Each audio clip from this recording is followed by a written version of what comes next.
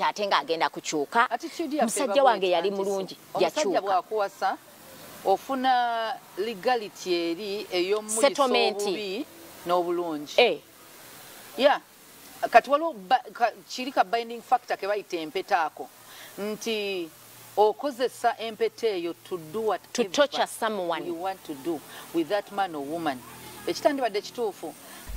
Makula Alumbye Mujjawe ye Honorable Zaake yeganye byokuwa a speaker card yemuyita ku mukolo gw'embaga.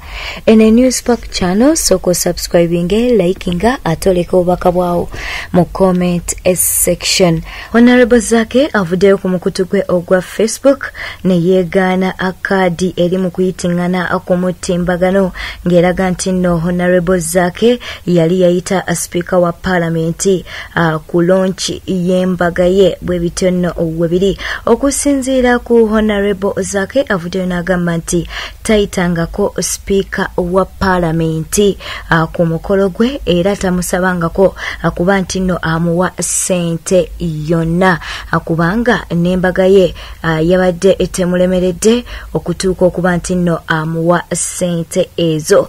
Ng'etuli mu kukulaga mukwano eyo no ye post gyataddeyo ku mukutu gwe ogwa Facebook ate era kadi eri mu kuyitingana ku mutimbagano yeyo gyataddeyo n'ateekako n'akagambo fake. Bino ebijjire nga speaker wa parliament ayina omuntu gwe yatuma okuba nti no amukiikirira ku mukolo gw'embaga ogwa Zaake era n'amukwasa n'ebbaasa ya millions 10 wabula Honorable Zaake olwamukwasa ebbaasa eno ssente zino n'abeera nga azikanyuga ekireetedde abantu bangi okuba nti no buli omu ayogera bibye era buli omu ng'ensonga eno agitaputa bulala nga bamu bagamba nti Honorable Zaake talina mpisa ayinza atya okukanyuga ssente ate nga bala bagamba nti yabadde mutuufu bwe bitono we biri erudda eyo.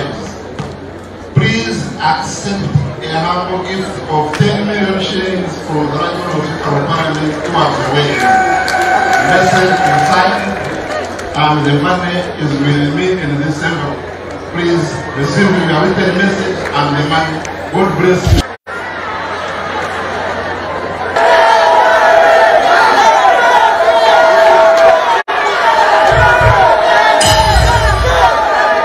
Makula yandibanga zeemu okulumba Mujjawe tuba twogera ku Teddy Bujingo ku program gye bakola ku Salt TV eya The Junction. Makula yavuddeyo nga mu ngeri y'omu oba endala alinga alumba Teddy Bujingo wadde nga kino yakyogedde ku bakyala abafumbo. Yagambye nti abakyala abafumbo emirundi mingi tebalabirira abaami baabwe olw'okuba nti bampeta munnange ne babeera nga basuulirira obuvunaanyizibwa bwabwe oba oliawo ekireetera abaami bano okuba nti nno babasuulawo. Si byaffe nga ba Newspark channel katubeere nga tukuwa Makula Bujingo. Omusajja bwakuwasa ofuna legality eri ey'omuliso obubi n'obulungi. Ya kati waliwo kiri ka binding factor ke bayita empeta ako nti okozesa empeta eyo to do what to torture someone you want to do with that man or woman. Ekitandibadde kituufu. Abantu beteekamu ssente naye ate n'omukozi wa TV ayitibwa Mugume. Abantu bangi abalese bawuniikiridde olw'engeri gy'ateeka ssente mu by'okwambala. Ono no wabuuziddwa ku suuti gye yali aguzeeko ey'ebbeeyi era ssente mmeka avuddeyo n'ategeeza nga waliwo essuuti gye yagula wabula nga teyagigula mu ggwanga lyattu Uganda naye nga yamumalako obukadde obusoba mu 6. Si byaffe nga wa Newspark channel katubeere nga atumukuwa. Wali oyambadde akalimi ne kayitayo kwolwo if you remember any day or event akalimi like sente n'owulira nga kagenze ngo spendinze outfit yali mu sente meka yali million nga nagula essuuti nga tebagitungudde wano nagisanga mu dduuka London nenjagala nnyo naye bagenda okugira wati visa card kwa bogia visa card na notification ku simu ngenda okulaba sente nga juka bancharginga mu dollar kati notification agenda kujjanga eri mu shillings ngamba my lord suit ndoza yali million nga 6. General Rais avuddeyo nakkaatiriza nga bwe batali mu kuwaayiriza Sipapa nga munnange ono avuddeyo n'agamba nti kituufu Sipapa mubbi era ng'omulimu guno ogw'obubbi agumazeemu akabanga. Katubeere nga tukuwa General Rais. Nze maze ebbanga ddene nnyo nga nnwanyisa Sipapa era nze omu ku abo yalagira bamugyeko abasirikale kubanga Sipapa eky'obubbi nze sirowooza nti bamuwaayiriza.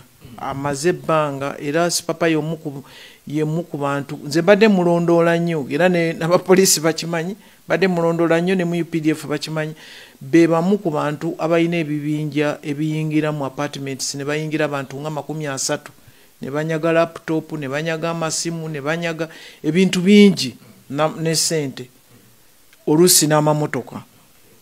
Naye mbadde nwanagana nnyo ne poliisi naye waliwo ekintu ekiyingirawo abantu bano nga kisubi kati wenkukyaziza ne wekubya nange ekifaananyi omuntu n'akozesa ekyo kati poliisi netandika okutya omuntu ono muntu wa mukulu ono omuntu wa SFC simanyi bitya. Nsaba abantu bonna bekikwatako bajje abantu bano tutandika okubalondoola ne poliisi etuyambe era ngenda kubeera wamu ne poliisi. Waliwo n'emmotoka gye ndaba gye bavuga obubi ennyo erina kala oba yame green Land Cruiser V8 etali zino new model naye V8 enkadde edda ku new model yateekako waya mu maaso wano empanvu ng'eya sigino yateekako ekifaananyi emabega kuliko ekifaananyi kya pulezidenti kyekikola nga number plate. Avuga bubi nnyo era njagala mulabula kati nze bintu byengenda okuyingiramu kati tubeegayiridde bannayuganda bantu mulekerawo okozesa effujjo. Sipapa amaze ebbanga ddene nnyo ng'akola ebintu era kati abantu bonna bakola ebintu ng'ebikwataganako ng'ebya Sipapa naye nga bakozesa pate y'NRM nga gye beerimbiseemu tugenda bonna kubanoonya okulaba nti tubamalawo. Eyo nga tuvuddeyo olunaku olwaleero abakozi ba CBS bajjukidde omugenzi DJ Emma ono nga yava mu bulamu obw'ensi eno. Abakozi ba CBS nga bakulembeddwamu Patrick Mujuka beeyamye okukwatizaako ab'eŋŋanda z'omugenzi eyali omukozi munnaabwe DJ Emma okumaliriza ennyumba ye gye yali atandise okuzimba mu kyalo mu disitulikiti ye Namutamba. Bano bagenze mu maaso ne bamubbulamu ekibiina ekiyitibwa St. Emmanuel era mwe bayise okuwaayo obweyamo bwabwe.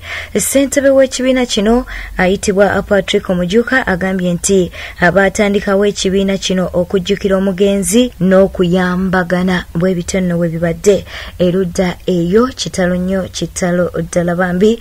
DJ Emma yatuva ku maaso. Wabale kwekumira ku Newspark channel obadde mulabe mulungi katukujjukiza okuba nti no subscribing ku YouTube channel yaffe, likinga video eno ate oleka obaka bwawo mu comment section.